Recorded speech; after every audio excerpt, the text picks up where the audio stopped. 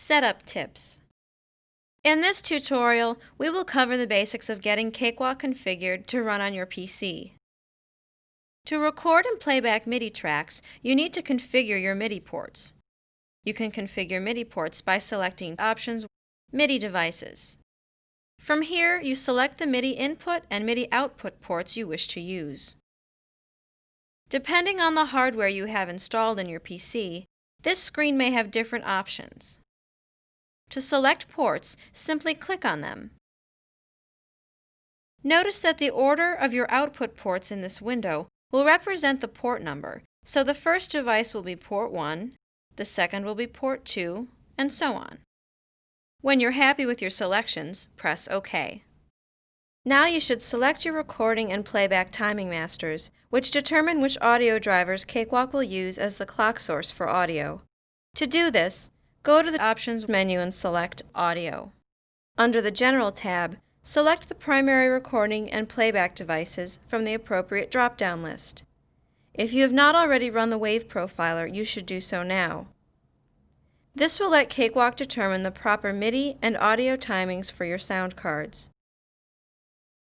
Choose the Drivers tab, and you will see all of the currently installed audio devices for your system. All of the devices that are highlighted are active in Cakewalk.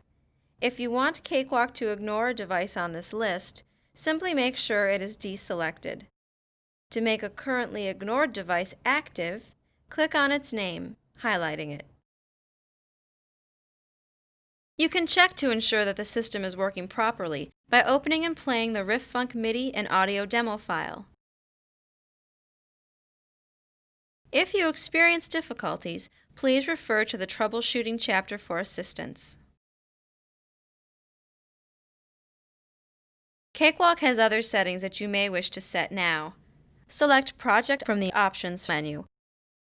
From this dialog, you can set metronome, clock, and other settings. By default, the metronome will play back on the first available MIDI port on channel 10. You can change these settings by simply entering the numerical value of the new port and channel you wish. Keep in mind that changes made in the Project Options window only affect the current project. You can save a project as a template to use as a starting point for future projects.